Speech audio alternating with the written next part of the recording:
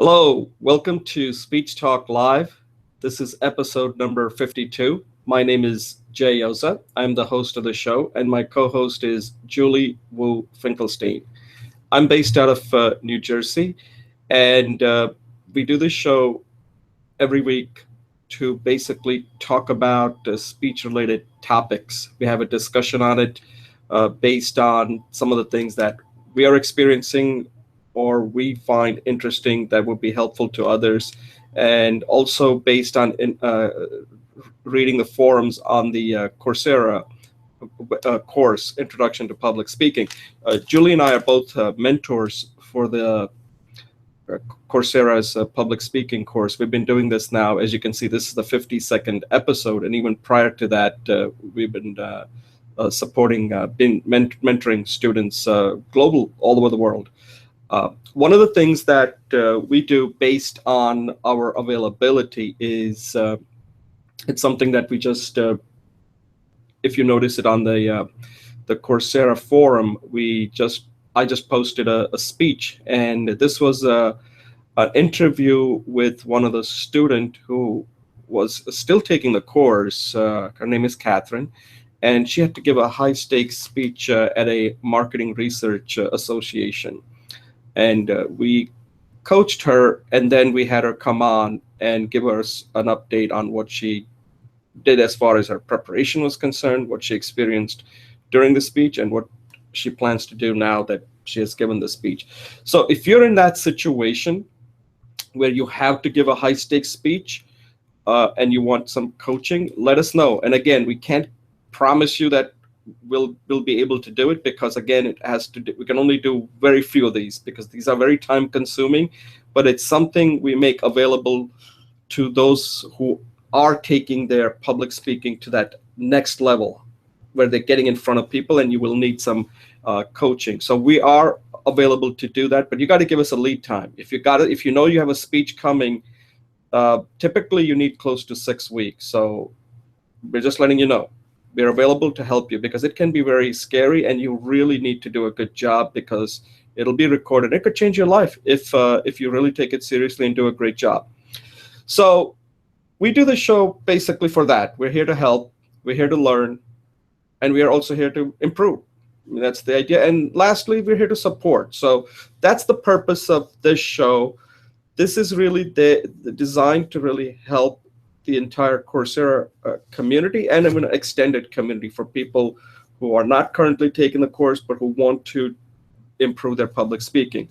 So today we have 3 segments.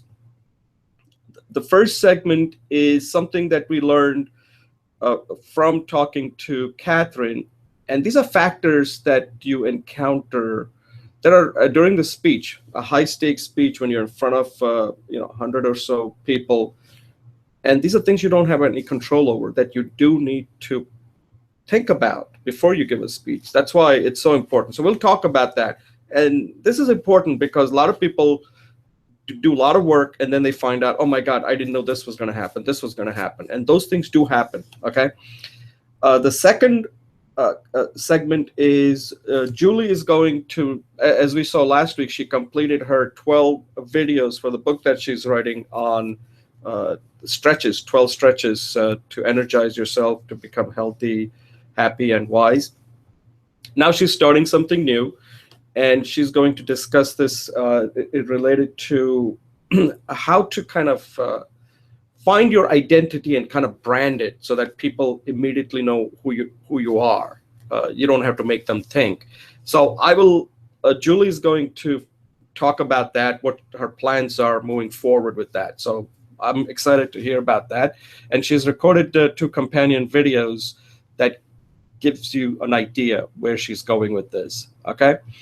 And then the third one is, again, a topic that keeps coming, that I keep going back to. It has to do with the selling concept when it comes to speaking. And this time I'm taking this concept that most of us pretty much are familiar with. If you had seen this movie, Glengarry Glen Ross, I mean, there's a YouTube video out there you should take a look at where the guy, I think, forgot the name of the actor, where he puts on the board all ABC. It's a sales concept. It means always be closing.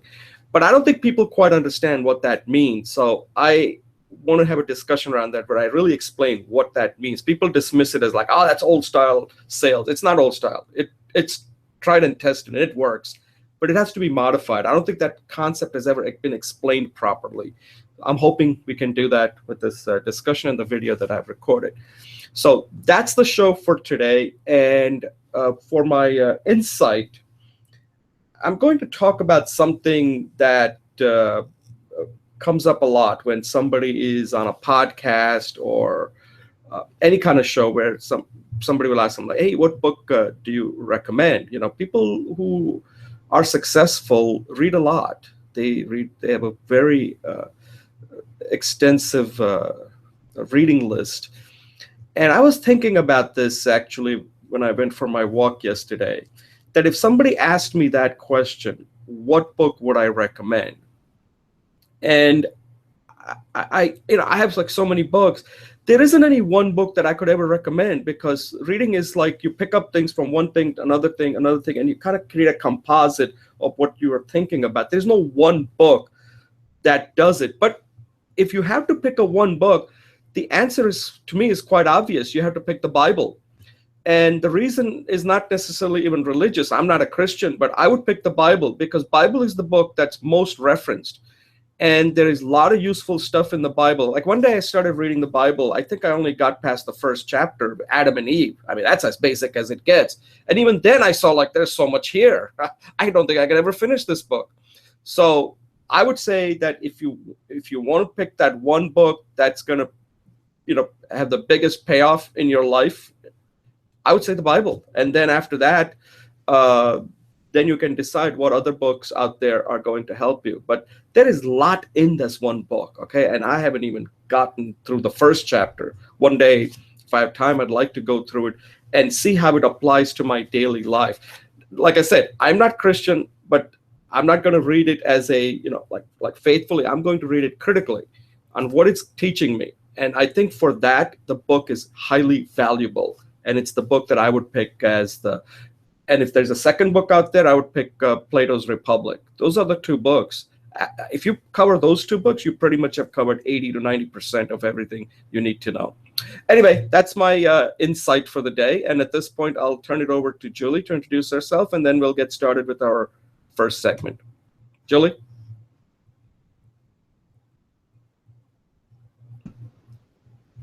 Well, good morning, Jay. Thank you. And congratulations to you for your dedication and your commitment and to reach the 1-year milestone for this Speech Talk Live. I think it's a really significant milestone. So power to you. Power to you. Yeah, so let's see who I am. I think that's a really great question. So today I would like to say that, and I think I need to work on it, but in the talk there was some 3 questions. So what are my talents and my strengths? I'm going to answer that, and what are my passions, and then something I like to talk about. So my talent, I think, is a lot of intuition, empathy, and creativity. My strength is lots and lots of business experience and systems experience and a wide perspective. I am really passionate about helping people be authentic and successful and happy. Because I think you cannot be happy without being successful or authentic. So my new project is about that. And what I love to do is to learn and to experiment and to collaborate. So I frequently come off like I don't know what I'm doing. And that's generally true because I'm always trying something I don't know. But in this work of identity, I would like to say, I'm unusual in that I carry with me a huge body of experience and work. As for insight for today, so please check out my site. I have some free activities that you can always plug into. I'm working on this concept called streaming. is providing services to people that is unconditional, that's always available, that is moment by moment, and you can give and receive. And that's a very and this so there's always going to be a free aspect of my activities with the group, with the people in large, but I also think that money is the main question. So today I want to actually, it's interesting that Jay is talking about a book.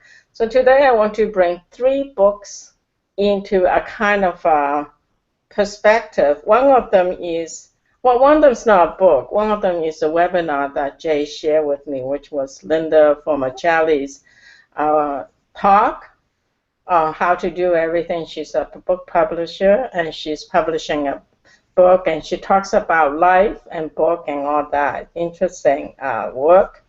The next one is called, and I don't even remember these people's names, or there's Linda Formichelli. I actually do.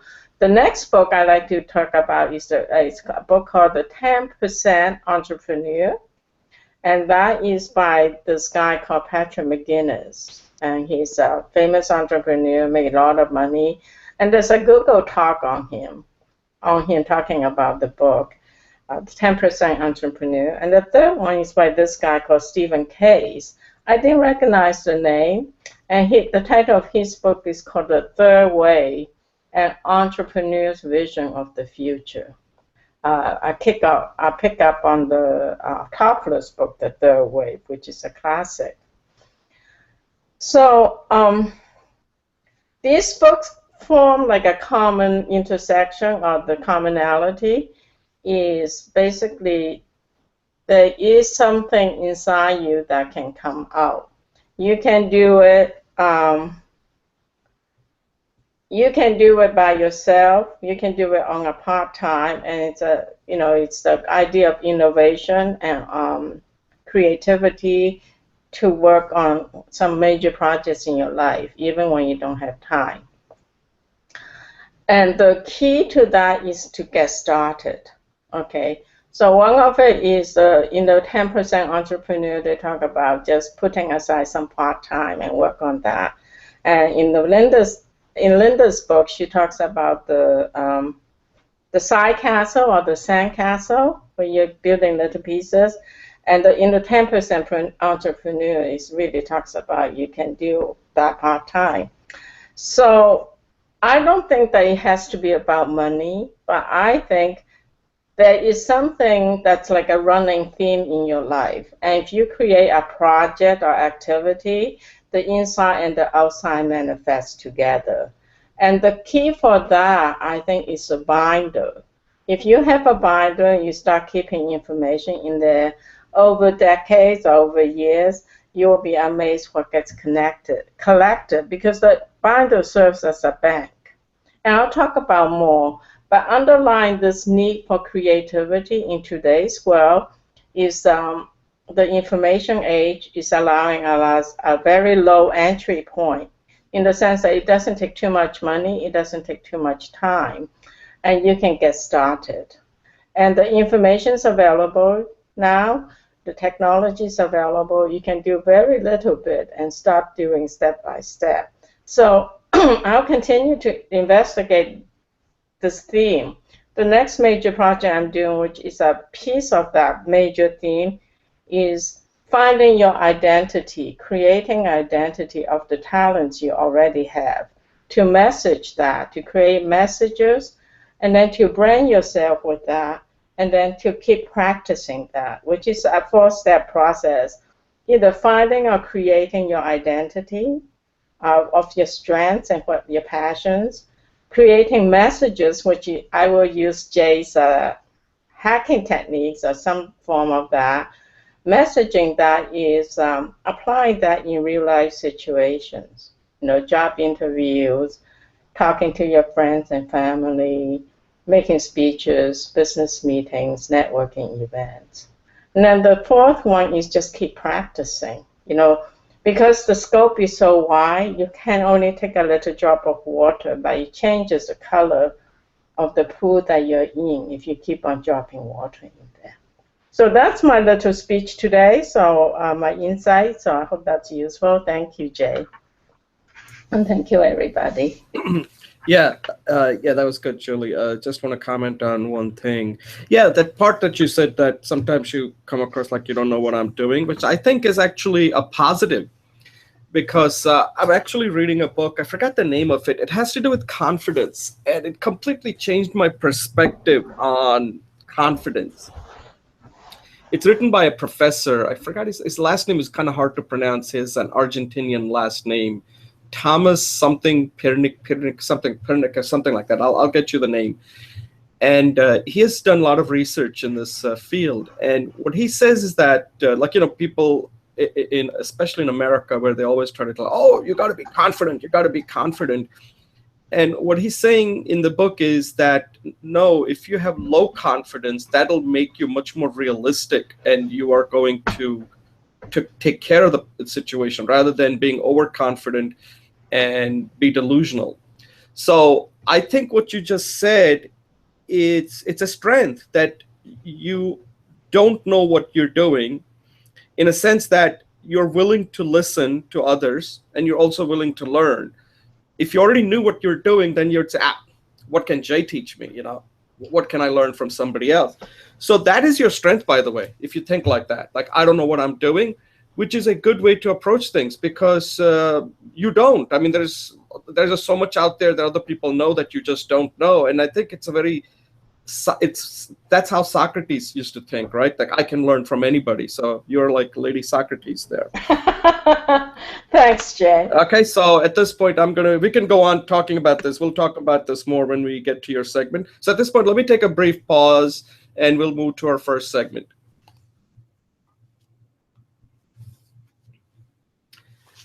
Okay, welcome back to Speech Talk Live. This is episode number 52. My name is Jay Oza. I'm the host of the show, and my co-host is Julie Wu Finkelstein. In this first segment, we're going to talk about something that typically people that are professionals know about, which is that there are certain aspects of speaking, there may be more than 4, that are really outside your control. When you are trying to become a good or confident, or whatever word you want to use, a speaker, where you're going to get in front of a large audience, let's say more than 100, and you're going to give a speech, you're just focused on the speech, and you just want to get it done, and then that's it, right? You're not thinking that far ahead. And one of the things that what I talk about in this companion video is that there are other things you have to think about, because your success of your speech is not necessarily going to be all that prep work you did. Audience, they don't care about the prep work. They only care about what you're doing at that particular moment. It's very moment specific, not based on like you as far as your preparation, that's yours, right? You have to perform when you're in front of the audience. So there are 4 things that a lot of times we just don't think about that can completely affect how your speech is perceived by the audience. First is, of course, the audience. You really need to know about them. And you remember, if you're at an event, the audience is there now for quite some time. What do they really know, and what do they want to know? And the tendency always is that when you are expert in a topic, you want to go in and just impress the hell out of them with how much you know. And that's a mistake you don't want to make. So always remember that you want to give them maybe one thing, and that's it. Don't give them more than one. If you want to give them another thing, then you can use my the hedge ox principle and go with the 60-30-10 principle. But I would just say that if you can give them one thing that they can take away, then you have achieved your objective. And then if they're interested, they can come back to you. So you really have to look at the audience and what they're going through, not in their life, but at that event. And a lot of times we just don't do that. We just think like, oh, they're going to be so impressed with listening to your speech. And in reality is that they don't even care. They're not going to remember much anyway, especially if there are lots of other speakers that are speaking and if they've been there that event for 1 or 2 days. So the audience is important, and the key thing that I'll tell you here is don't err on giving too many details. Details are not important. Give them like one thing that they can take away from your speech. The second one is the time aspect of it. And here's something that we just recently saw with one of the person that we were coaching. She had a 45-minute time, and she was not able to finish the speech, and they had to stop her at the time. And what you want to do in any speech you give is to give people time back. Nobody's ever going to get angry and said, oh man, Julie gave us 5 minutes, she finished 5 minutes early. Believe me, nobody's ever going to scream at you for doing that. And that means that when you're practicing your speech, you really want to come in. So let's say it's a 45-minute speech. Your speech should be so tight that you can end it at 35 minutes when you're practicing.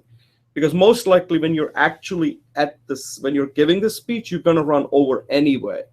So let's say you run over by 5, you're still going to finish at 40-minute mark, and you're giving them 5 minutes. You're going to give them 5 minutes back. They're going to be happy. You never, ever you always want to try to get your speech done at least 5 to 7 minutes early. And then if there are questions, you take them. Otherwise, you're done. Because you gave them only 1 point. That's what you want to, that's the takeaway that you want to give them. So you don't have to feel bad like, oh, I have to use up every single minute. You don't. Our audience doesn't really care. In fact, they'll be happy. The other thing always is a trap is like entertainment versus content. That's a spectrum, right?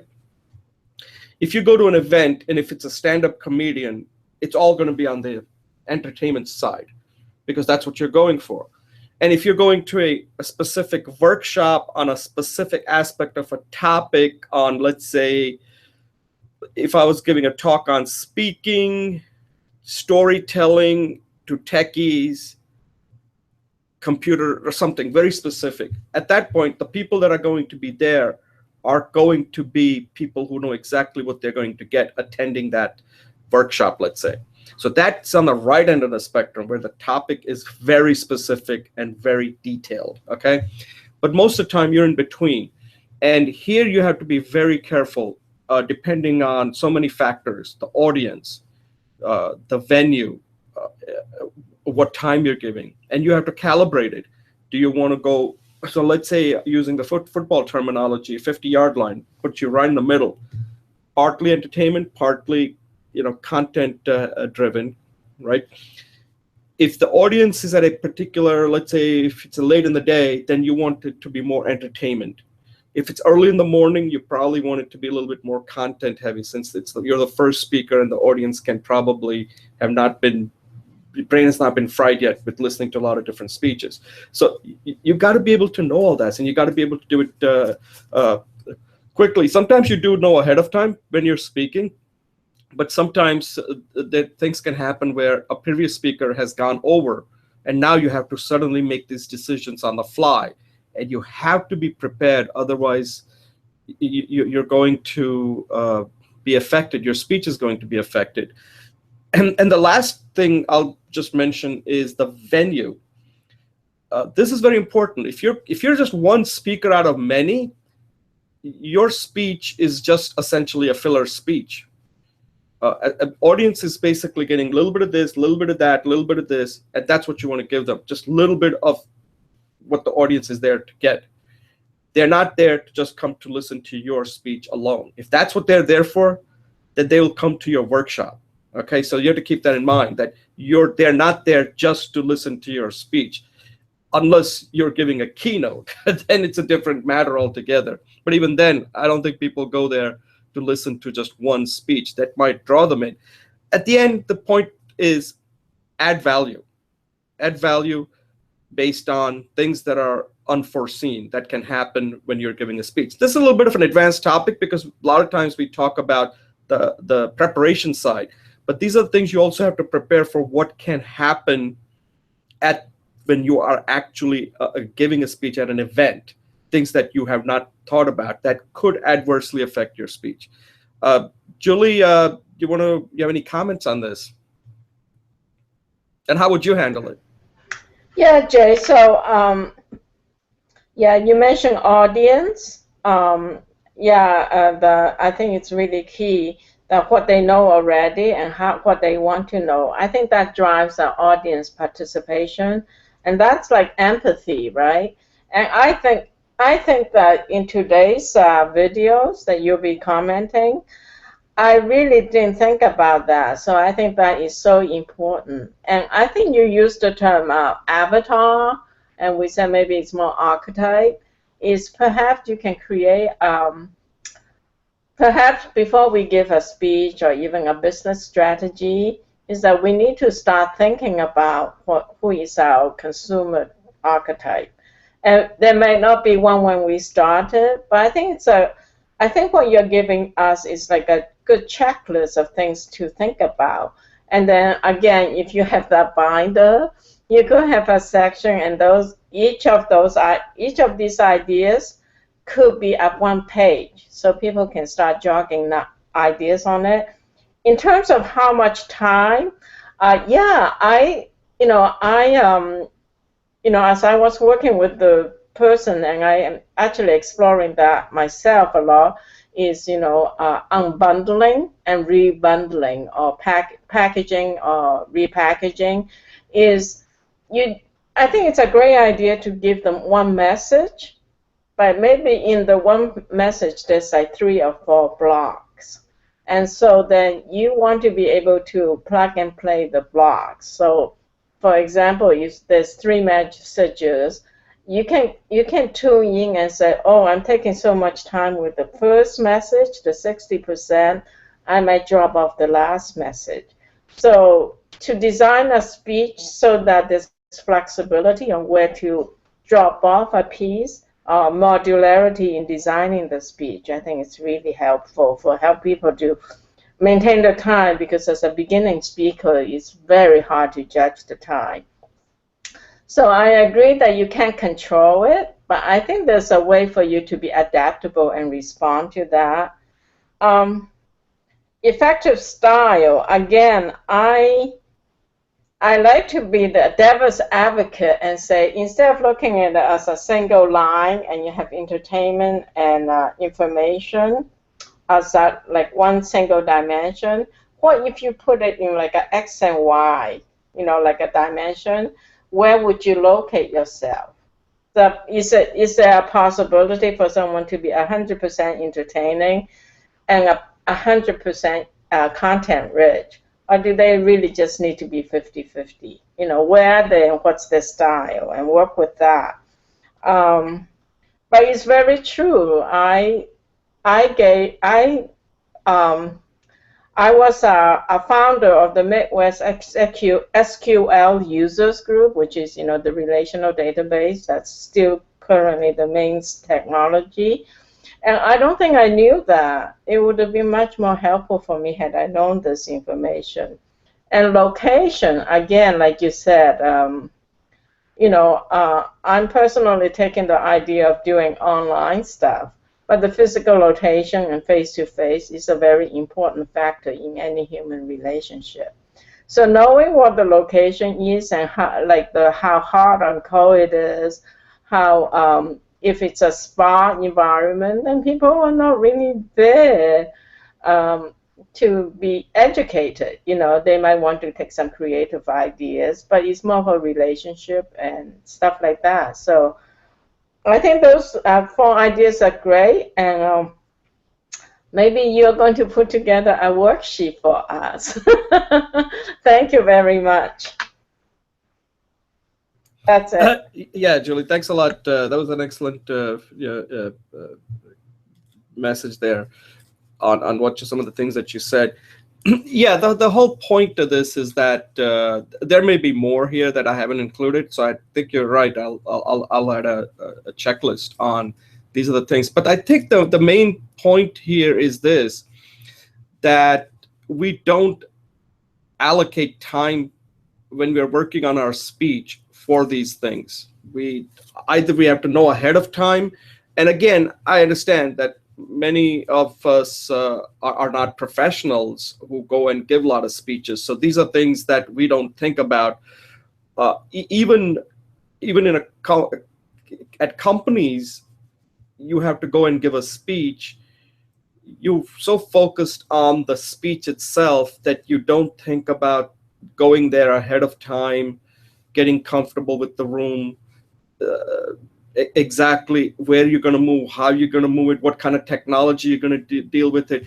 Because you run into situations where people have all kinds of issues with, I don't know, that's if you're using PowerPoint, but if you're using PowerPoint, you need to know how you're going to pull it off. And all of these things have to be rehearsed so that I think there's a point here that I didn't make in my video, which I'll make now. And it's something I think you say. I think you said in the last week's video, that Speech Talk Live that we did. When you are in front of an audience, the audience doesn't really get to know they know the content or what you're saying through you. Part of your job is to look like you're under control with how you move, how you deal with the situation, how you use your voice, how you use your gestures. Because if you don't look like you're under control, then your content is either look like is too difficult for them to understand, or they dismiss it outright saying, oh, this person is not making us comfortable. And that is the key thing, what I'm trying to tell in this these factors, that if you don't think of these factors, then what is likely to happen is that you're not going to make the audience comfortable. And if they're not comfortable, they just will not pay attention to you, and they will not think of you as a thought leader because you're not giving them that comfort. And that comfort has nothing to do necessarily with your content. It's how you present yourself, as far as are you attuned to the venue? Are you attuned to the entertainment versus content richness? These are the time. Are you ending the speech early? These are all the things that the audience do pick up, and you've got to be prepared to handle that. Anyway, any closing thoughts on this, Julie, regarding the comfort, being comfortable? Yeah, I think, comfortable is a more operating word for me than control, but certainly be comfortable, be responsive, which is what you talk about a lot in some previous talks, is to connect with the audience. Part of your control is not to be rigidly controlled, but to be comfortable and responsive and flexible. So I think that's those 4 key points are great. I look forward to more insight from you on them. Thank you. Yeah, thanks a lot, Julie. Yeah, and you're right. There's a lot we can discuss, but at least I got it started. That these are some of the things that we do have to think about when we are giving a speech. Because I think up to this point, we have focused a lot on getting the speech done. But now we're moving on to the next phase, as this is our 52nd episode, where people are, in order for, we've seen some examples where people have actually gone in front of an audience, and we have to convey to them that you better allocate a week so that when you're on that stage, you're under control, you're comfortable, because that's how that content is being perceived by them. All right, Julie, thanks a lot. At this point, I'll take a brief pause and we'll move to our second segment.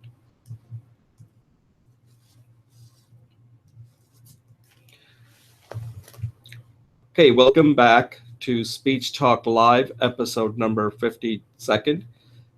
My name is Jay Oza. I'm the host of the show, and my co-host is Julie Vu Finkelstein.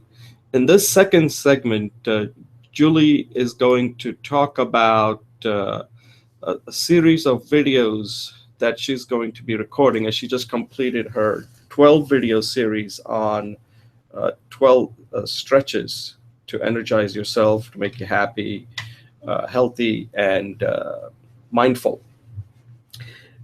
And here she's going to focus on, assuming you already did those 12 stretches, now it's time to, or integrate it as part of your practice. Now it's more about, who are you? Like, how do people perceive you? But how do you want people to perceive you? So she's going to go into kind of find yourself, what your identity is, so that you can brand yourself. So when people see you, you want to make sure they're seeing you the way you want them to see you. So at this point, I'm going to turn it over to Julie, where she talks. She's recorded two companion videos for this, and she will start talking about some of the practices that she's currently doing that can help us. So at this point, I'm going to turn it over to Julie to talk more about her pivot and what she's going to be doing for the next several weeks, and discuss some of the videos that she has recorded. Julie, why don't you take it over? Thanks, Jay. So just first off, I'd like to say I'm going to keep this relatively short so you can give me plenty of time for feedback. I am going to restart this whole series again next week. So what I'd like to get feedback from you is anything you like. But in terms of as an online speech, I did record them multiple times. But as you can see, I was not comfortable. There were many ums and ahs and disconnects in the videos. And that is because I'm still playing with the idea as well as the message. And I'm actually using the speech as a part of my refinement tool for my strategy and my message, as well as the tool for you to give me feedback on the message itself, on the public speaking aspects of it. In terms of public speaking, I really like the format that we came up with, which is 5 minutes for the idea, a video on 5 minutes for an idea, and then 5 minutes. Before it was demo, but now I'm going to call it practice or demo. So some of these things are not demonstratable, but we can talk about a practice. So given that this is a weekly show, people can take this idea and literally practice for 7 days, and they may find it very, very useful. The basic theme, as I mentioned, is looking for, this is a pivot between the 12, I like what you said, 12 stretches, 12 energy stretches for health and happiness, something like that. It's talk about building a physical foundation of well-being, because if you're not healthy, you ain't going anywhere. But there are certain practices that is useful no matter what you want to do in life. You know, you can call them meta practices for practices, but they're kind of like the underlying fabric of everything. So in this pivot, I'm trying to identify those practices, and they were written in the first draft of the book. I'm thinking about pulling them out and creating a separate book, because they are like modules, you know, part of the modular design. And so, yeah, and then the 5-minute practice session, I just came up with the idea that perhaps it could be a half an hour workshop video I can do where there's a 5 minutes of practice, let people do it, and then somehow bring some kind of closure into it, either through schedule or through email response. So playing with that. So I'm open to totally for your feedback, since I'll have a complete redo next week. Oh, okay. Yeah, I like what you're doing here, because I think it's very practical, and it dovetails nicely to what you did the 12 weeks, because I think the message here is that first you got to be, like you just said, you got to be healthy, you got to feel good. Otherwise, if you don't have something to relieve stress, then stress is always there. There's a good stress and a bad stress. But if you don't have exercises to relieve stress or to manage stress, then this is going to overwhelm you to the point where you're not going to be productive and unhappy. So I like the way that this is following once you went over those 12 stretches, so that you can go back to that and feel good about yourself. You're healthy, happy. Now you're healthy, happy. Now that once you're happy, now it's time to do things that'll make you successful in something because you're already happy, rather than the other way around. Like, I think there's a lot of research that backs that up. One of the things that I think you mentioned in your video, I like the way you talk about your passion. What is important to you.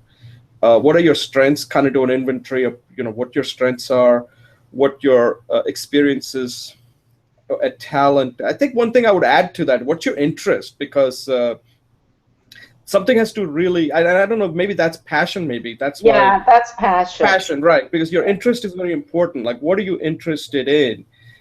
Something that you think about all the time. This is what I'm really interested in. And it could be that, so I like that. That's good. And then the part that I didn't quite understand, which I'd like you to elaborate further on, is, okay, two things. One is you're saying that you have to create a binder, right? Now, that's fine. But the question I have is, somebody who nowadays everybody is very much into using their smartphones, or unless there's a specific reason why you want people to use a binder, something that they can actually physically have to write it, so it's coming right from their brain, or is the binder concept key to this, or can this be done using some app, let's say, some app that's out there that'll allow one to do this? The second question is, it's the last one when you say, when you go through for the third step, when you talk about whether spiritual, health, philosophy, etc., and then you say something practical. I don't know. I didn't get that. What?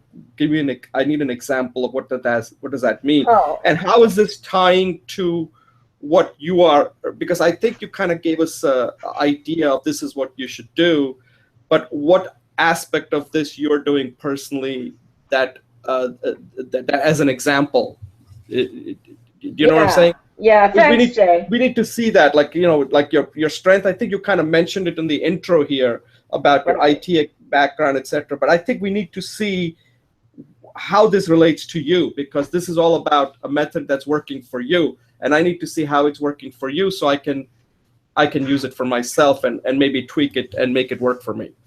Does that make sense? Yes, thanks, Jay. Yeah, so the categories, I probably have way too much information in both of the videos.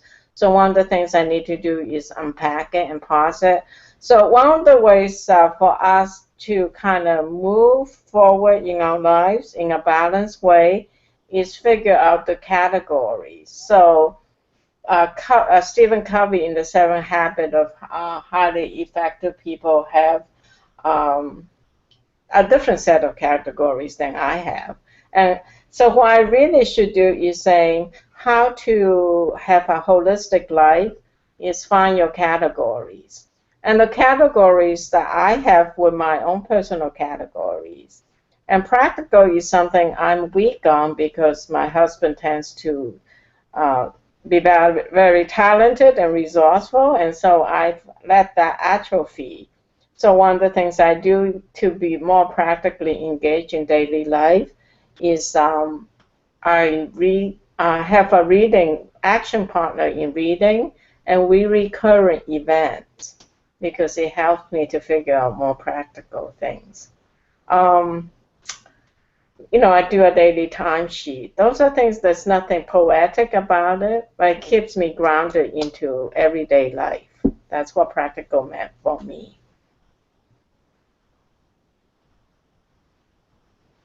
So I hope I answer your question. Yeah, right. So, another question I had there had to do with this whole binder concept that yes. you introduced. Does it have to be a binder, or is there a reason? Because one thing I didn't understand was that are you kind of like saying that this only will work well with the binder? Is that what you are seeing? And are there apps out there that will allow me to do it? Because some people may not be, for them, binder means a lot of work. Like I got to keep a binder, whereas apps, they can use it anywhere. So with the binder, they got to take it with them. And sometimes that creates its own problems. So I just wanted you to explain that. Yeah, so that's a really interesting question.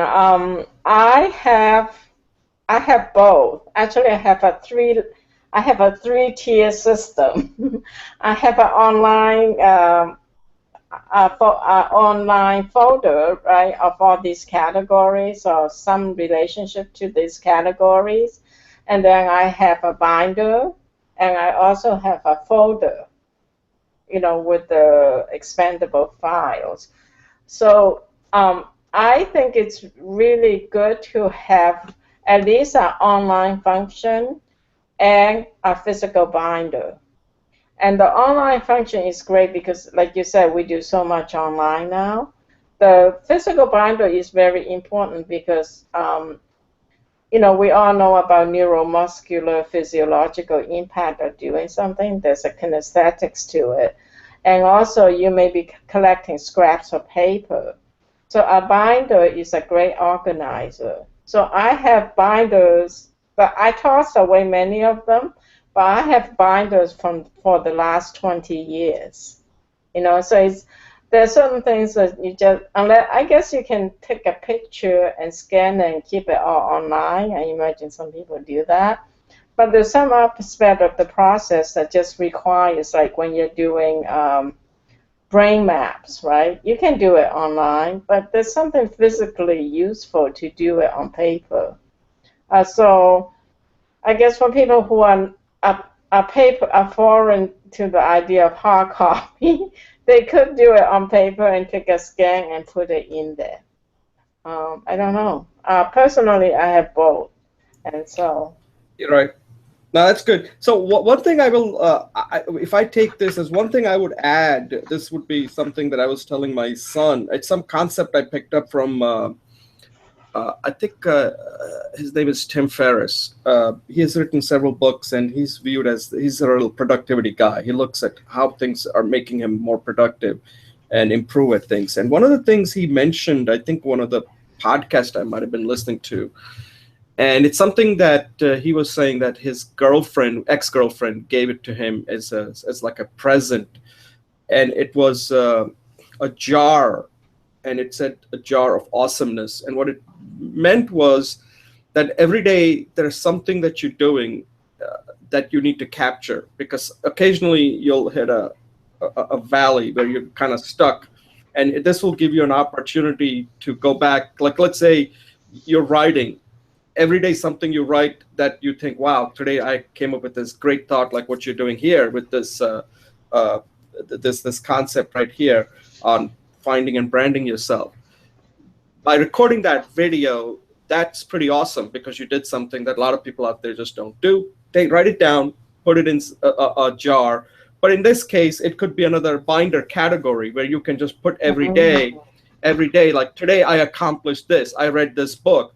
Now, it may not sound like a lot, but sometimes when you're like completely stuck, you can go back to that and look at it and saying, wait a second, wow, I did accomplish a lot when I look at all the stuff that I have done. And that adds up to a lot, that you're successful. So it's like capturing your small wins and rather than just dismissing it, saying like, it's no big deal. Well, it may not be a big deal when you're doing it because you're thinking of it's only big deal if I read the book and give a speech on it. That's a big deal. But if you just read a book and come up with some topics that you turn it into a speech, that's a big deal. That's a good small win that you want to keep track of. So that's something that I would add, and it's something that I'm going to give my sons a band that they can put there, because they're going to have a band camp in August, so that people can put in with the index card every time they do something well. Anyway, it's a thought that I had that I thought would be something. That's great. Maybe you and I can do a discussion panel, just you and me, on that topic. Yeah, we can record that. Let's do that. Let that be our first interview. Yeah, right. Because I have to start working on that. I don't have the chart here, but it's something that because every day okay. So here's the thing: when we finish the show, we don't put that as an awesome thing we did today, but we should because that is awesome. That Yes. you gave up, you prepared for this, I prepared for this. Now we came together and we put the show together. Now other people can benefit from it. In my opinion, this is a small win that you and I both are part of. That we should say, and we have these 52 shows that we have done. That's a 52 awesome things that we have done together, and that can't just be dismissed and said, "Oh, it's nothing." It is a lot of things, okay? Because when you do 52, that adds up to one big BFD, I guess, BFT or something.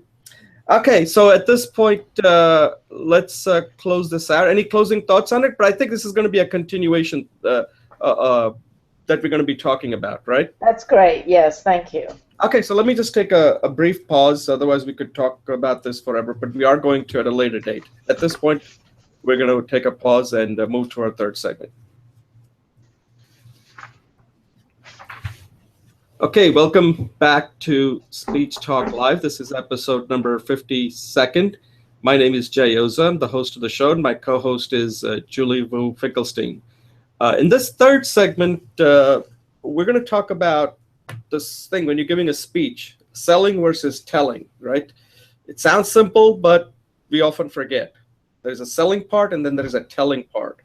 And when you're giving a speech, think selling, not telling, okay?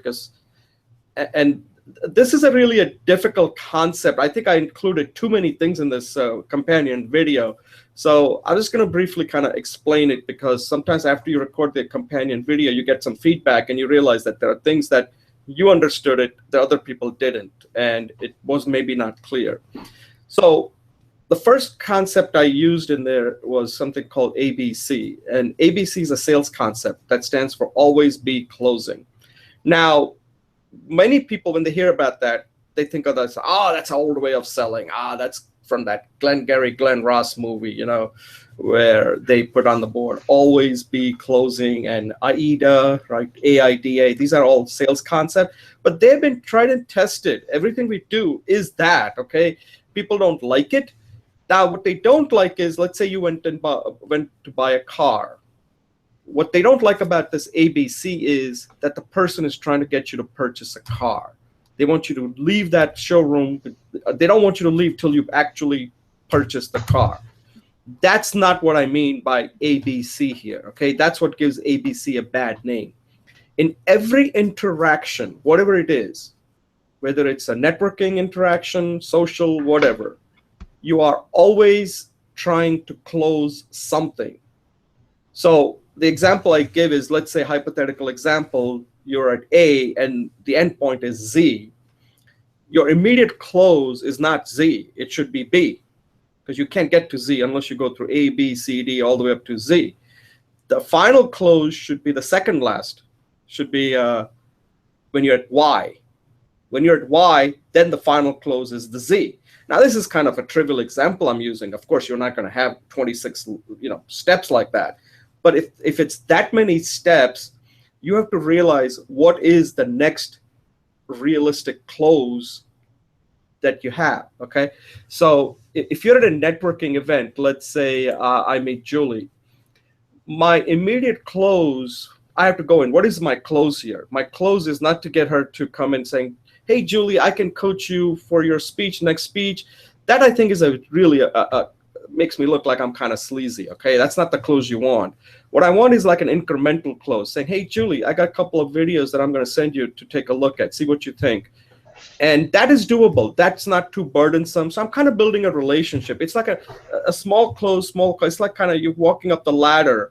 But the fact is that you have to close something. Otherwise, you're just telling, right? Because if you're not selling, then you're telling. Selling has a close. Telling doesn't, because you don't care.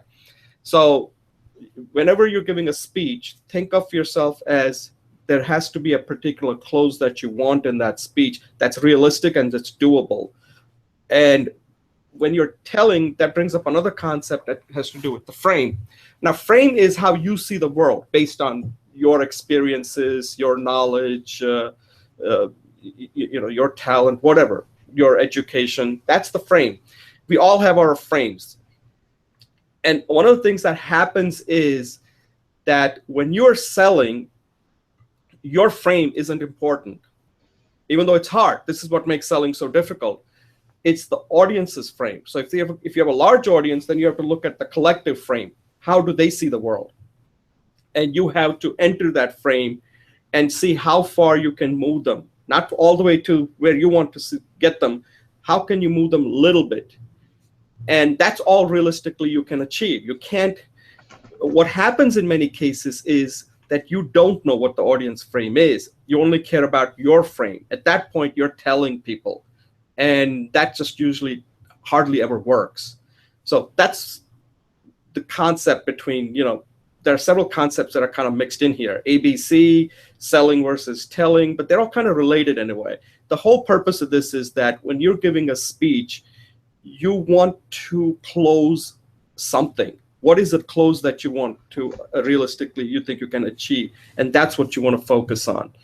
So that's why I use the word ABC, because when I was thinking about it, I said, this concept has never been explained properly to people. And it always makes people look like that if you're trying to sell, you have to be somewhat sleazy. And I said, that's not really the point, because if you're not selling, then what's the other alternative? That means you're telling. And telling is just as bad as, it's even worse than selling. Selling isn't bad as long as it's incremental. You're not trying to get them to get to the end point, saying, hey, unless you buy my product, I don't want to have anything to do with you. Then you are sleazy. Then it's very transactional. And that's not what I'm talking about here. Julie, do you have what's your take on this concept between selling versus telling and ABC? Yeah, Jay. Yeah, it's a great idea. Actually, in the book, the 10% entrepreneur, they always talk about you want to bring up money as soon as possible. You don't want to leave it to the end. So it's parallel in the concept, in this idea that you want to be incremental. And when you close, there's going to be talk about money. So yesterday, I had a business meeting and I brought up money. So I said, if we do make money, it has to be a revenue sharing. And she said, of course. But in the past, I would never bring it up. So that was your talk. I walked your talk, and it was very nice. Thank you. Yeah, I think money is definitely important. But I also would be, depending, I don't know the context of if this came up on the first meeting or this was after several meetings, because I think money is not something, I know this is, I'm kind of torn on this. Sometimes should I bring it up? Should I not bring it up on the first meeting or not? I think you should not go into specific about money. So I'll give you an example. For example, I'm going to have a talk with somebody soon regarding for my book. And one thing I realized something, which is like, what do I want, right? Because when you're talking to somebody, you got to know what you really want. And the one thing I was thinking about is the financial terms. And I came up with something interesting, which I never gave much thought to. And it's something I learned from talking to this other consultant, Nancy, is that you never really want to get sucked into an hourly rate. You want to be, price has to be based on the project with a deliverable. Because I really don't care how many hours you spend on something. If you're not efficient at what you do, that's not my job to know about it. Like, oh, it's going to take you 3 hours to read it. I want the price. If you can't give me a price on based on project, then I'm not interested. I don't want to know like, oh, this is going to take me 5 hours. Don't mention your hours. Hours is something you control.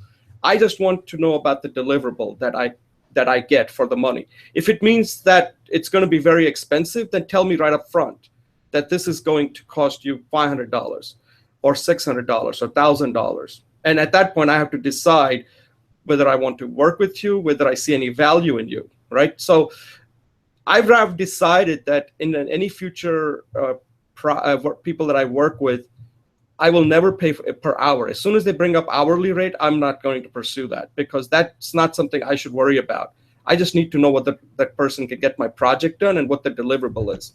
So anyway, I think selling is a very important concept in everything we do, whether it's a one-on-one interaction or whether it's a business interaction. And you got to think about, again, this ties into what we talked about in our first segment, things that are outside your control. And you do need to think about the how are you conducting the business. And that also shows you how much you're under control. Julie, any closing thoughts? I think this is a very interesting discussion again. So I look forward for you making a video so we can continue the discussion. All right, great, Julie. Thanks a lot. Thank you. I think at this point we're pretty much done. Anything that you want to bring up on the earlier segments that that you didn't get a chance, that now suddenly you're thought about, that you want to kind of discuss before we close the show out? No, great show. Thanks, Jay. Okay, Julie, thanks a lot. Let me thank you for participating on the show. And at this point, let me just tell people that public speaking is hard. As you can see, there are a lot of things you have to think about, but you do have to think about these things because one speech can make a difference in your life, your career, relationship.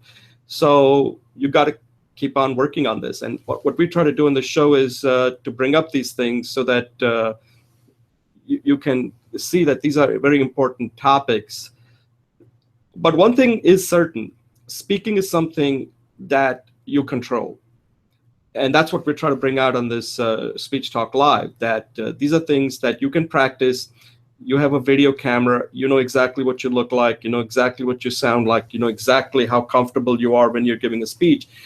And the more you do it, the better you're going to become. I mean, it's this concept of confidence and competence. You can't just fool your way into being confident.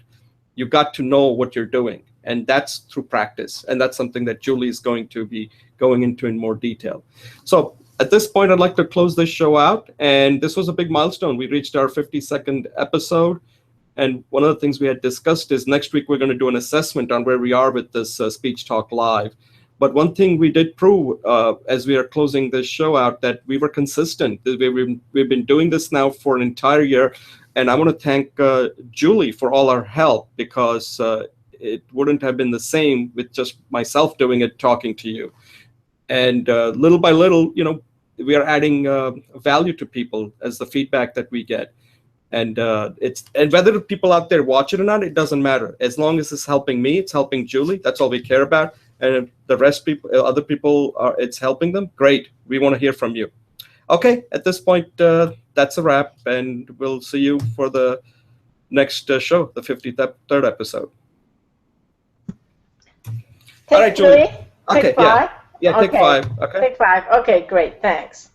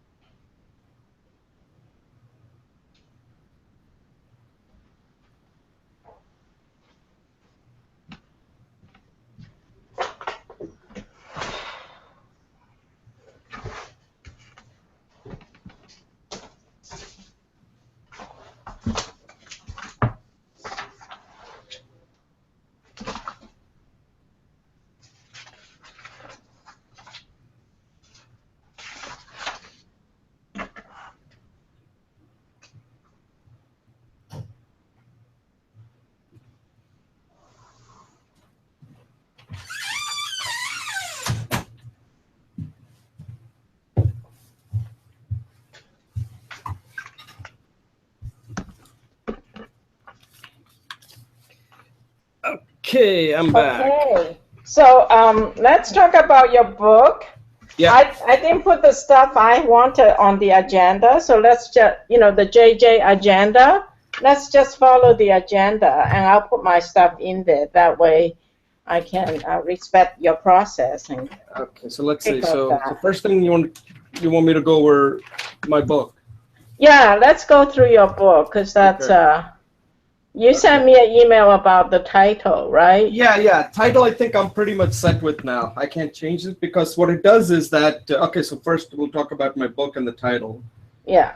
Let's spend about 10 minutes on that. How's that? Yeah, right. 10 minutes. I'll just give you a quick update.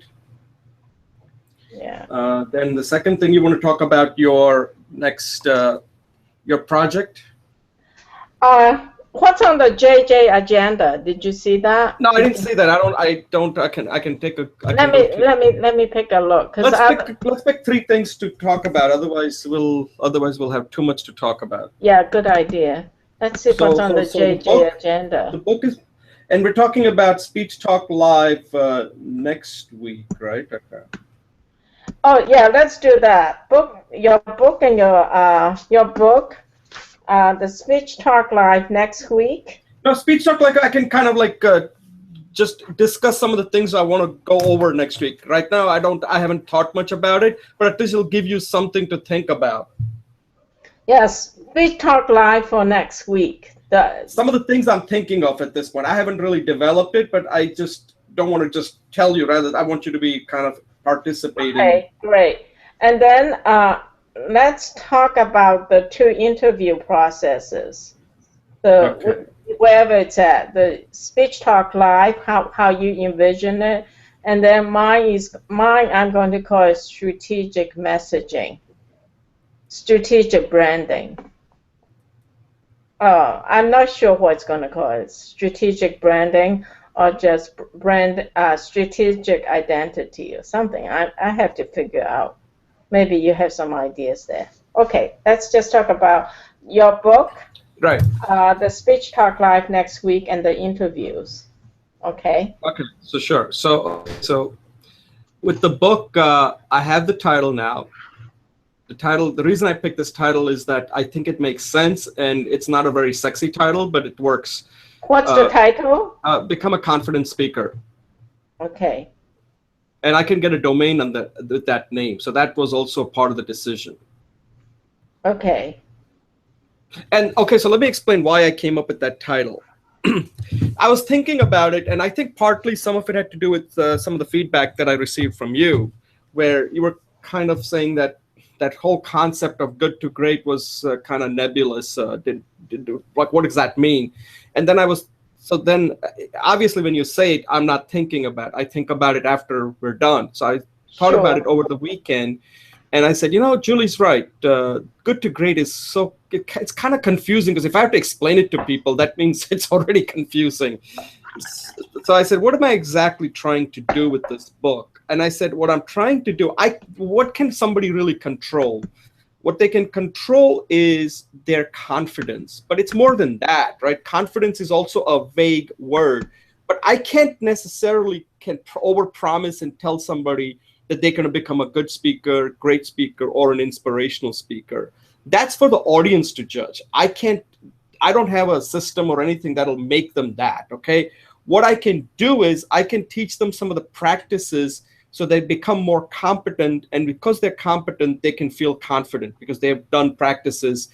They know exactly what they have to go through. So when they're getting in front of an audience, it's not like, they're deer in a headlight. Like, they'll know exactly what they're doing.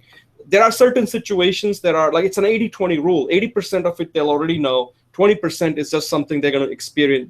They're going to learn from their own experience. And what I'm trying to do is get them to that 80%. That's the confidence that I can give them. The other 20% is going to come through them doing it in front of an audience. And as far as whether they're good or great or inspirational, that's up to the audience to determine. I can't tell them, like, you're going to become a good speaker or a great speaker. I have no control of how much they're going to practice. So I thought this title, Become a Confident Speaker, made more sense. So that's how I came up with it. As far as where the book is, as I think I told you that I sent a draft to Coursera, and I haven't gotten anything back from them. Because of that, and also I've kind of restructuring the book. I took out all that section on part 3 and 4. Those are all out. And the focus in the first book is just going to be on the practice to develop skills. So the first book is going to be just skills development. I'm not going to focus on the speech at all. I might have one chapter that will give them some basics on speech, but it's not going to focus on the speech because that's outside the scope of this book. And also, I want to be careful on not going into that because I need more examples like Catherine before I can focus on the speech, and I don't have them yet. I only have one, and Marius, but Marius was just on the messaging part. So I need to go through some more examples where I feel comfortable that I'm ready to now write about how to prepare for a speech. So I'm going to kind of defer that, and the first book is just going to be on the skills development. Okay. So okay. This is what I heard. Let me mirror back to you some of it. You decide to become a confident speaker because you thought about it a lot and you can't control the outcome. So, but you can give them the tools to become one. You mentioned the 80-20, and then also you said that you can get the domain name. You sent the book to Coursera. You're restructuring it to look at more of the practice piece. Is that right? Skills development is what the first book will be about. Skills development, yeah. Not on public speaking skills development, not on the speech. I'll have a short chapter on the speech if somebody wants to, but eventually the real meat of the speech is going to be a separate book altogether. And this again ties into what you had told me earlier, that I have too many books in here and I need to start thinking about breaking it into separate books. So I'm coming back to your original suggestion that you made. That you don't have to give me credit. Just take your decisions. Thank you. Oh, no, but it's something you have to think about, right? When you talk to other people, you have to think about and saying that, and a lot of times what happens is that when you say something, my frame is different than your frame, and that's where I understand. That's where. Okay, so that's basically where I am right now. So I actually had to cancel. I had an appointment. I had a call with some woman consultant that I found. I have to have an initial call with her. Okay. And some of the things that I learned from my experience with Nancy, I want to make sure I don't repeat it. Okay, so 2 things. Do you mind if I give you 2 suggestions? Yeah, sure. Okay, one is, they're really big on 2-level titles, so maybe you want to add a second piece. And that second piece is there. I just didn't. This is the main title. Oh, okay. So the second title, I think, is still there. Step-by-step method or something like that. Oh, okay. That's great. Okay. And then, the short chapter on the speech, I think that's great idea if it's not too much work. No. Because it will kind of get people excited about your next book. And I think I have to have that. I was thinking, because if I've gone into skills development and then somebody says, okay, but now I have a speech, where do I go now? And I'm just saying that right now, I don't want to give them too much, because again, a lot of the people who are developing the speech are probably trying to get that first speech done. So I'm going to keep it simple. That's what that chapter will be. Yeah, just some overview even. Yeah, like what we did with it's going to pretty much follow what we did with Catherine. Okay, okay, that sounds good. Okay, you said you gotta go, right? No. STL. Oh, I thought you said you had to cancel the meeting. Oh, no. Oh, no. Sorry, no. I didn't. No, I had to cancel the call I had with the consultant. Oh, you canceled the call with another consultant. Yeah, because the thing is that I realized some of the things I did wrong with that consultant, Nancy, and I don't want to repeat that again. And I think the mistake I made was, I think I had all the indications that she was not going to meet my objective. What I was trying to do with her was, I want to get my book done. Her objective was more on the marketing side. And it turned out that I just never was able to get her to say, and it's not my job, but I just realized that I made a mistake. I should have been very specific that if you cannot give me what I want, then I can't work with you. But Oh, okay. I kind Got of let it. her, kind of let her drive her agenda on me, which was not the right way to do it, because I knew specifically what I wanted. And then when she couldn't do it, I should have ended it right there, and I didn't. So Okay. it was a $200 lesson that I learned. But Cheap. yeah, very cheap. But here's a key thing, Julie. This I'll tell you right now. Before you ever, 2 points I'm going to make right now. Okay.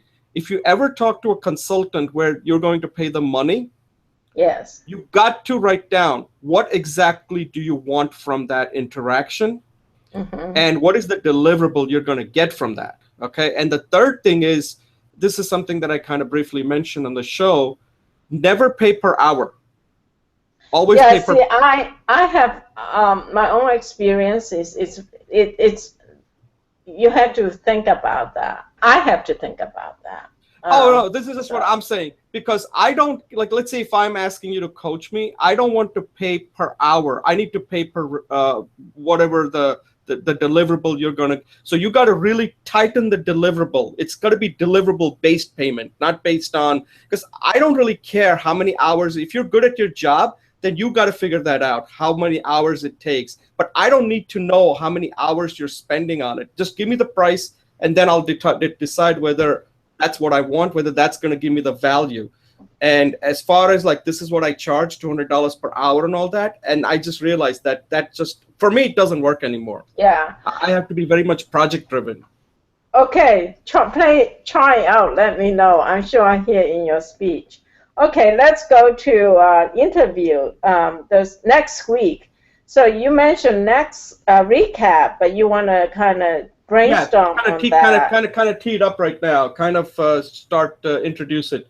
So I think the Speech Talk Live is going to have two separate components. One is just the regular ones that we're having, just the discussion, whatever we're learning, whatever things that we're teaching. So we're using Speech Talk Live as a way to teach, the students.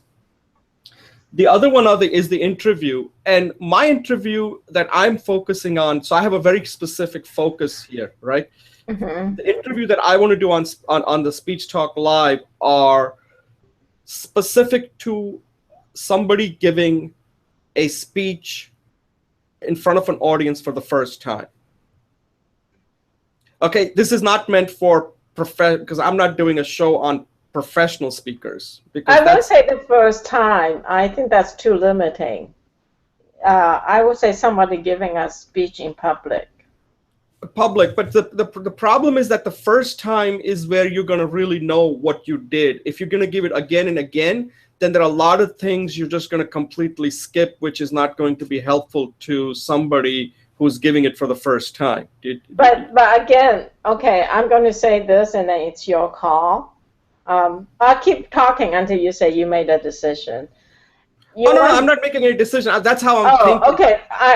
This is like just introducing it, because I'm trying to see what can add more value to people, because the amount of hours that you spend for the first one, and then you have to learn from it, and then you can, based on that, like, for example, let's take Catherine, for example. Catherine gave that speech for the first time. What she learned in the first one is going to help her for the second one. Now, if she gives that speech the second time and we have her come on, let's say if she's giving that same speech for a number of times and then we have her come on, then what she's going to tell you is going to be completely different than what she's going to tell you after giving that speech for the first time. Did you follow what I'm saying? Yeah. And I'm not sure how that helps somebody out there who's just hasn't even given that first speech and what it's like going through that experience.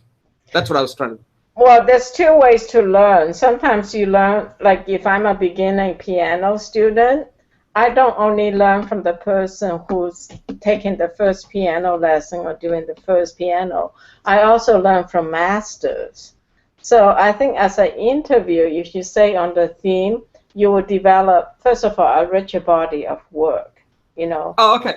Right. So that's the kind of feedback I wanted. So I think what you're saying is that there's a value in talking to somebody like Catherine, who we coached, giving a first speech, but then there's also value in talking to somebody who's already giving a lot of speeches. And someone in the middle too, because it's a different perspective. Oh, okay, all right. So, but we have to make it clear. You're saying we have to make it clear where they are on the spectrum. Are they professional speakers? Yes, I think that's a really good question, because like someone may be like my friend Suzanne. She has given her first public speech. Okay. She's given her first public speech at Toastmasters, and this was not Catherine's first public speech, because if you look even on YouTube, there's a recording of an earlier speech by her. Right, but I say first speech this was the first. Anyway, yeah, you're right. You're right. So, it seems like beginnings, experienced speecher, people who've done lots of speech, who have words of wisdom too. Like I studied with a Zen master who's a Zen master for the 40 years, but doesn't mean that I don't learn from someone who's sitting, the ass is next to me in the cushion. I learn from people who are before. Right.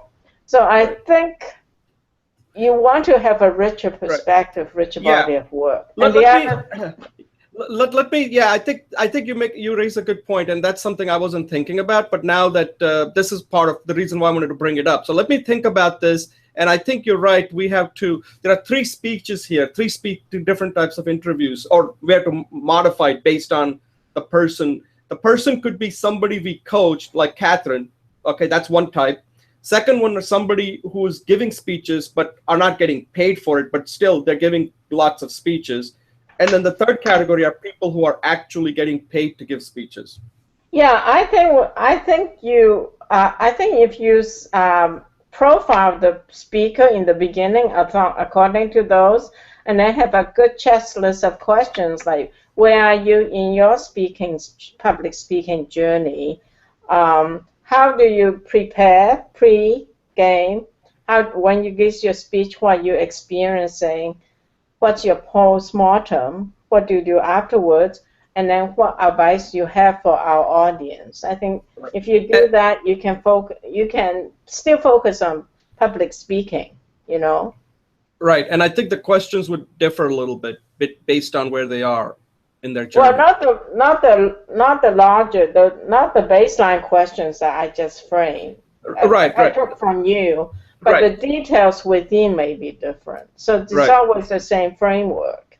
Right. Because I'm saying if somebody's a professional and who's basically, because remember, if you're a professional means you're giving that same speech over and over again. That's why you're being invited to give a speech, because you have established your credibility in one particular area. Like in your case, it could be branding, it could be exercising.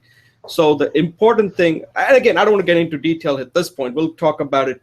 Well, I think the important thing is to have a good framework. And I think the questions that you started with, which is pre-game, game, and post-game. Yeah.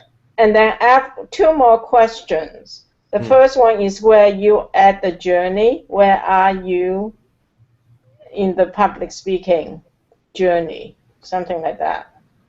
So they can say, well, I'm a professional speaker, I'm a beginning, or I haven't gotten started. And then questions and suggestions. So beginning speakers may have questions, and then we can answer, or they could have suggestions or words of wisdom. I think those are the 5 baseline questions. Right. Okay.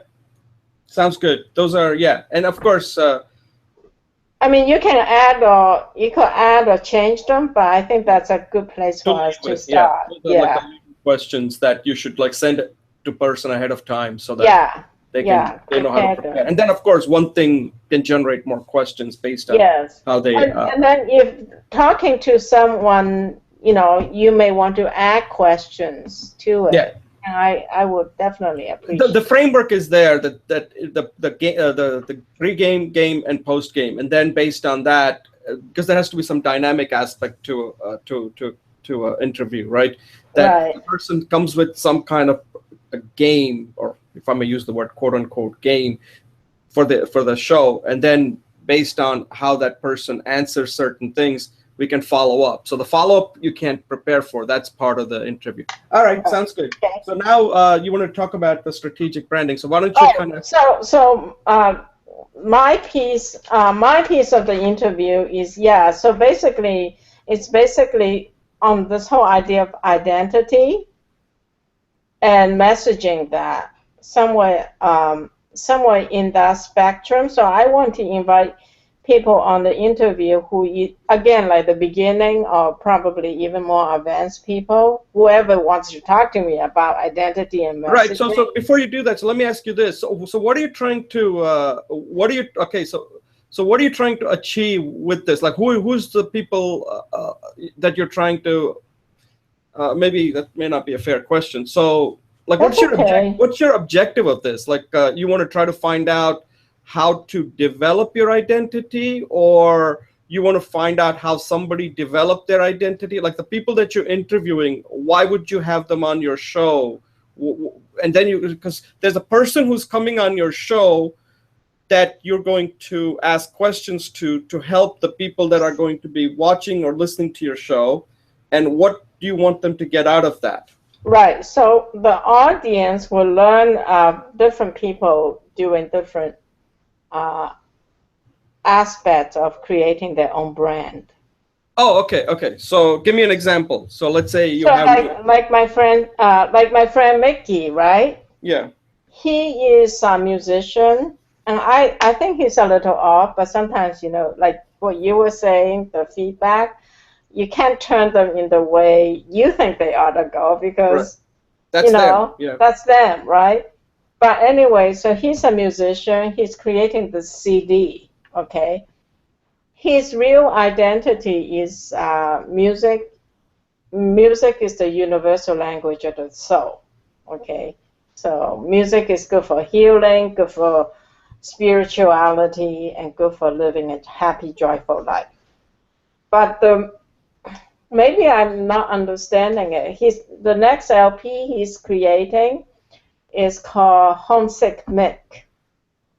Okay, so he's going to be, the CD is coming along. He's hired a professional manager and PR person to work with him, and the PR person is telling him that he'll be doing TV interviews and radio interviews.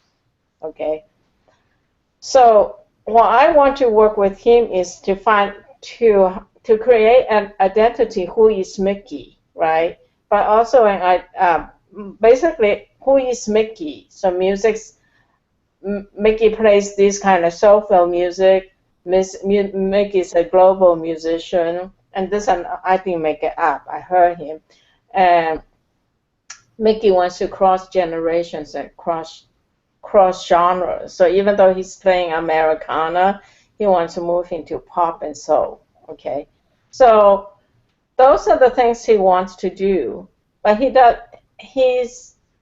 I haven't heard how he put these messages into a context of an interview, like a radio interview, or his publicity music. There's no consistency in the way he's branding himself. So what I want to do is interview him on the show and just find out what he's doing. Yeah. And then maybe slowly groom different people where they're at. Like Suzanne is a woman, she knows very clear what she's doing, but she doesn't have a message about that. But she's very effective intuitively because she goes on network meetings. So but she doesn't have it like in the back of her head, It kind of come across willy-nilly. Right.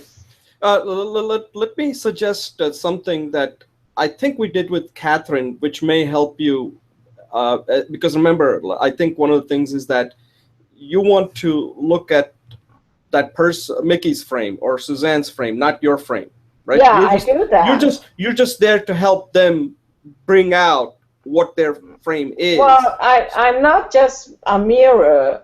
I'm also a pool of resources. Right. But so again, I do that. That's actually my very strong talent. Is I can hear what people are saying, and then bring resource into it so that they can have a bigger message, a more comprehensive message. Right. No, I understand. But one of So the what's the danger? I didn't want to, I just want to give you that information, but clearly you felt there was something you needed to Yeah, give yeah, me yeah. info on. It's and again, it could be because you're right now are in a different mode talking to Right, I'm me than talking to talking to, you, yeah. right? So I'm giving you my Right, but opinion. yeah, but I just want to make sure, because what happens sometimes is that the approach, when because this concept you're working with is really hard when it comes to trying for people to understand what their brand is, because I just kind of went through that, and a lot of times it scares people, like brand, like what I don't Yeah, know. I don't use the word brand. Yeah, yeah, I You just know. I think what I would do is the following, and this is the part Well, that but that's interesting because I've been playing with branding because those are the books and brand articles confuses that me, because that lady started asking me, what is my brand, what is my brand? And a lot of times that's not the right way. I would ask people, what is your brand? Because that means that you're somehow like Coca-Cola, like, like this guy Sergio Zeman. They got tons of money, resources to think about. A lot of people like myself don't even know what my brand is, and it's incremental. It takes. Here's what I would do, and this is what you can say. Don't I would not say let's figure out what the brand is. Okay, let's figure out. Forget the word brand. Let's not. Okay, forget I even use the word. I would just ask this simple question, saying, Mickey, you meet me at a networking event, and your job is to get me excited on what you do. And but Jim, you're going into really detailed stuff. no, I'm no, no, just because trying to that is see. the isn't that what he has to do when he's going, like, Yeah, is but you're saying how I'm running an interview. I'm just giving you the theme of the meeting. right. No, I Like, was just, I was just, what I was trying to point out is that branding. I'm just giving you some of the things that I've experienced on this. That when somebody tries to, because one of the things you're trying to do is trying to help people find out who they are and what their brand is, right? right. Well, And actually, I'm trying to find out their identity. And out of their identity, I'm trying to play with the word identity and brand. You know, and I'm just saying I'm that not those two. comfortable with either And I'm word saying right those two now. words may be confusing to people because they don't think of themselves as what my identity is. Because those two words, I would, what I'm trying What to do is, word would you use? I wouldn't use any of those words. I would just let them talk about what gets them excited about what they do, and that you can. But a book has a title. The show, when I put it online, I have to give it a name. I But mean, right your now, book has to have a but title. right now, are they at that stage yet? If they're at that stage, then they already know what it is, right? And if they already know what No, it is, I'm helping them to develop that. right? Like, so if I was trying to develop, if you came to me and said, Jay, I'd say, Julie, tell me what gets you excited about this particular thing that you're doing, and I'll listen to you and saying, okay, let me see. There are key words that are coming up here, But and then but I'll, Jay, but huh? Jay, for me to tell you that, I have to know why I'm telling you. So this, I agree Well, with you. That's part of the process once we get into it. But I right. have to somehow get you into this process. It's a chicken and the egg thing. What I'm trying to do is it's like a role playing, right? That if you are at an event and somebody is like I want to meet people who have something to that they have some interest that gets me excited, that or they're excited about, right? And if you're excited about what you do, you don't have to go into detail, like, what, because when you say branding means that you already have captured it, so now you can tell them exactly what gets you excited. And in the case of Mickey, you're saying he's kind of all over the map. What I'm saying is that you got to get him to focus and say, what is that one thing that really gets you excited? What is that one thing that you can, if you have to say, out of all the things that you do, you got experiences, you got this, tell me one thing. I don't have a lot of time. I only have like a less than a minute. Get me that one thing that pretty much tells me what gets you so excited about what you do. And they should be able to tell you that, right? And if not, keep working with them till they get it down to that 30 seconds or 1 minute. What is that one thing that, if out of all the things, what's the one thing that you put at the top of your list? Okay, I'll think Because about it. yeah, I think this, what I'm trying to tell you is this, and this is why we're kind of going back and forth, that this is hard, trying to figure out what you really do. And I keep working. The reason I'm telling you this is because I keep working on this, and it's hard even after I work on it for so much. Like, what exactly am I trying to do? And how can I explain it to people? Because people out there are not going to think like, like if Mickey's in an interview, he has to know what he does that's making a difference, right? He has to stand for something. That person may not agree, but if you stand for something, then that's what you stand for. Then it's their job now to understand, why do you stand for that? What is it why does that get you so excited? That's what I was trying to, anyway. Like, for example, if you're teaching what you're teaching, I want to know, why are you teaching that? What gets you so excited? Like, is this something that out of all the things you could teach IT, you could teach this. Why are you teaching this particular topic? Why is this so important to you? Right. So this is what I'm feeling, is I'm trying to get over that and look at the process, and you're looking one step in the process. So I'm getting a frame. You talk about frame. The frame you're giving me is like, these are the questions I have to ask these people. Like, this is how I can go about getting people to do that. And I'm trying to tell you, this is what I'm trying to do. Oh, okay. So you're doing that, right? Well, what I'm trying, I understand. What I'm trying to tell you, this is hard. That's what I'm trying to tell you. Okay, I know that. And I may fail, right? I may fail.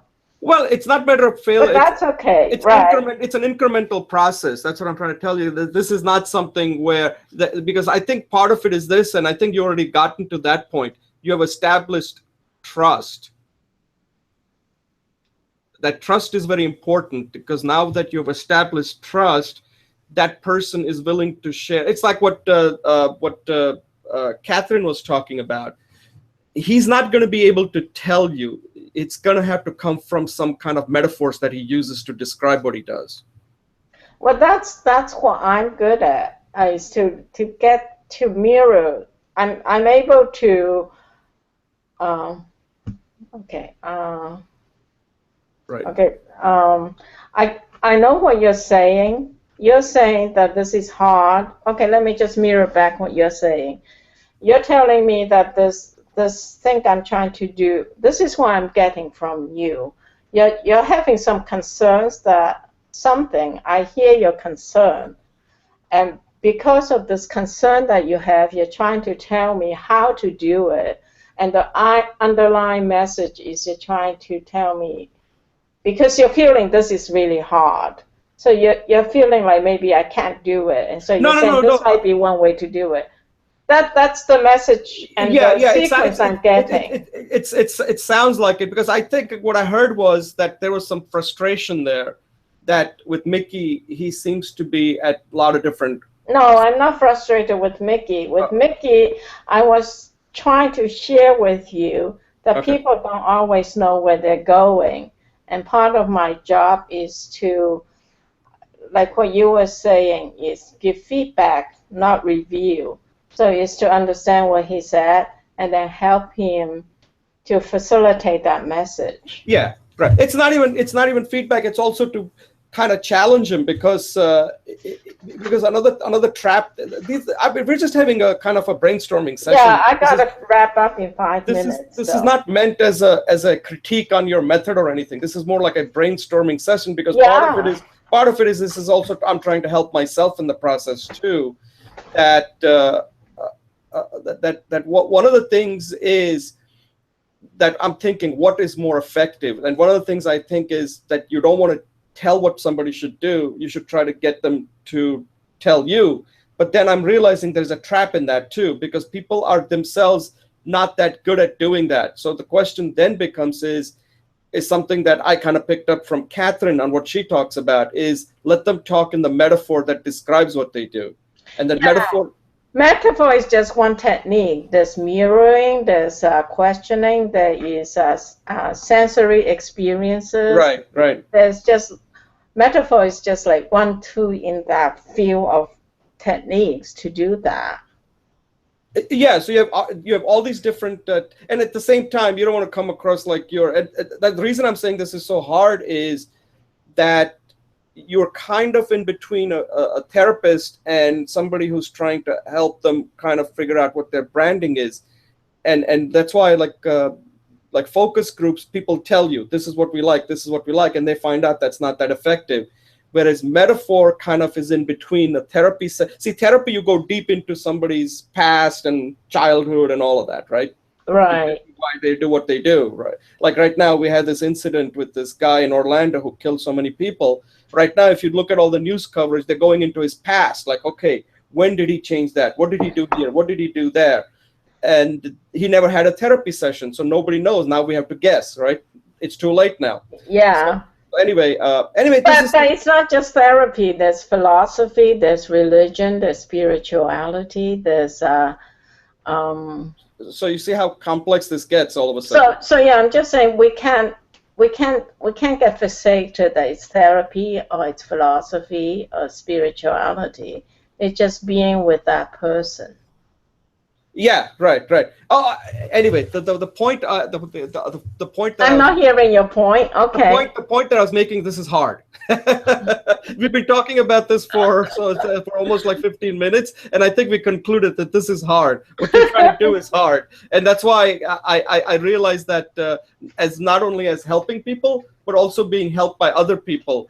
That when people want to be helped, it's very hard until you get them into that right. I think what you're doing is the right way. You have established the trust, so they're giving you more information so that you can help them. Unless they're giving you information, you cannot help them. And I think you're at a point where what you're telling me is that I have all that information, and now rather than just telling them, I'm able to let them say to themselves on what they really are. Well, I think that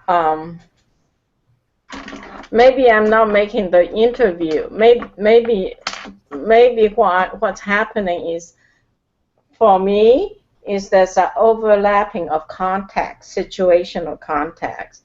So when I'm working with you as a coach in working you on that, it is very different than if I'm going to interview you about what you know. And I think this is very important, and I didn't think of it until now, is when I do an interview, I'm not doing a demo. So I need to interview people in a different way. And I think what you picked up that's frustrating you is that you're concerned that I may not succeed in an interview because of the way I'm doing it. Well, because again, I don't want to say that because I don't see the interviews on how all I'm saying is that. Well, I'm picking up concern, right? I'm picking up concern. Concern in the sense that no, I'm not really concerned because I know how good you are with this. I know how empathetic you are, and I think again the interaction you and I are having is very much like brainstorming, and brainstorming is not what you do when you talk to your people that you work with. So maybe it's not fair to you. I'm saying that if you were right now were trying to get me to, you would be challenging me in a different way. So I think what's making this not work for us right now is that you and I are are trying to come up with a way that would work, and I'm trying to impose that this is how you work with Suzanne and Mickey, and what you're saying is that's not how I do it. So I think I don't have any concerns as far as your ability to get them to talk about what they do. What concerned me is that Mickey is still he hasn't found out. The question is this something you can do to get him to start narrowing it down on what exactly is that he does? Oh no, because we don't, because we, like you say in your ABC, you're not there yet. His frame is not my frame. Yeah, and he's not there yet. He's not there yet. Well, I have started though. I asked him to make, and I hope he keeps it up, just do the 5-minute videos introducing himself, and I'm giving him questions. So in a sense, I'm laying the groundwork so the questions will come out of his questions about himself or his insights about himself comes out of the layers of the questions that I will be giving him. Yeah, I think that what you just suggested is a good practice. See, if you notice, like in every video, I'm trying to establish my identity. Yes. And I always start by saying that, hey, I'm Jay Oza. I coach people win with their speeches. Right. And I kind of modify it a little bit here and there. But I think one of the practice that you may want, you may already suggest, it seems like you already suggested to Mickey, is to record a 3-minute video talking about different aspect of his experience and identify himself on what exactly does he do right up front. Hey, I'm Mickey so-and-so. Here's what I do. And let me talk about. That's a great idea. I'm Mickey. So ask him to record like some short 3-minute video saying, "Hi, I'm Mickey. I think his big thing was he wants to bring real life to people or something like that." Right, real music. Real music or real experiences to people, right? I bring real experience. Right. I bring real experiences through music, something like that, right? That's his introduction. That's his branding, let's say. And to tell him you have to keep working at it till you feel comfortable on what you are. And then talk about a specific experience that's related to what you just said. Like if you notice in my speech, I said, and you can even give my example, I said, you should watch Jay Oza's video that he's been telling me this is what he's trying to do. It's part of his practice that he tells people, I like to help people win with their speeches. And then he segues right into a particular public speaking topic that he wants to bring up to people. And that could be a good way for him to record it. And then he can eventually, as a practice, he'll be able to figure it out, right? Right. And that's something I think that's something I should recommend to you too. That when you start, say, I'm Julie Wu Finkelstein, right? Yeah, I've been doing that. Do you hear? I have to note it hasn't been repeating, so I have to see. I think you are doing it, but I'm not seeing any. Maybe not every time. Yeah. So every time you say I'm Julie Wu Finkelstein, I need to know who you are at that point. What do you do? Like I say I help people win with their speeches. I'm working with that. Until I come up with something better, I'm sticking to that. I think you should be your title. I help people to be confident with their speeches. Yes, I have to work on that. So that's what. So that. All right. I think we spent a lot of time. Anything else before we wrap up? No, I really want to appreciate you and thank you for. If I sound like a little bit frustrated, please forgive me because we're doing this together. No, that's what it should sound like because I'm challenging you, and you have to come back and tell me, hey, that advice is a piece of crap here. How is that? I'm not doing it. No, because what happens is that part of it is to because otherwise I don't think anybody's going to tell you this because in this way we're in a tell mode because I'm not trying to. I'm trying to challenge you, right? So it's okay, different. Great. So I think part of it is, like you said, that you have different techniques to work with. And what my main point was that this is going to be a practice or something that you have to keep on tweaking here, try this, try that, and see what works. And at some point, it will start clicking. All right, Julie. Okay. Thanks a lot. Thank you. So are you going to write up those 5 key points for the interviews? So I can send it to the people who I the 5 things I had there was like first I wanted the person to kind of introduce themselves because that's a key thing. They should be able to. I don't want to introduce people. They should introduce themselves so they can tell people how they want to be perceived, right? Okay, that's 6 then. So the first thing is introduction. I thought the first question was, where are you in this public speaking journey? Because you want to know if they're beginning.